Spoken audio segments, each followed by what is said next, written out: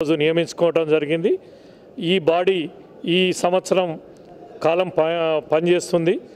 నేను వైస్ ప్రెసిడెంట్గా రాష్ట్ర లెవెల్లో దేశ లెవెల్లో ఉన్న సమస్యల మీద ప్రభుత్వ దృష్టికి తీసుకుపోయి ఈ సమస్యలని పరిష్కారం చేసేందుకు ప్రయత్నం చేస్తాం।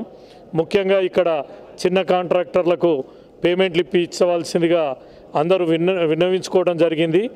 వారి పేమెంట్ల కొరకు పెద్దలు ముఖ్యమంత్రి రేవంత్ రెడ్డి గారిని మేము ఆల్రెడీ రిప్రజెంట్ చేయడం జరిగింది।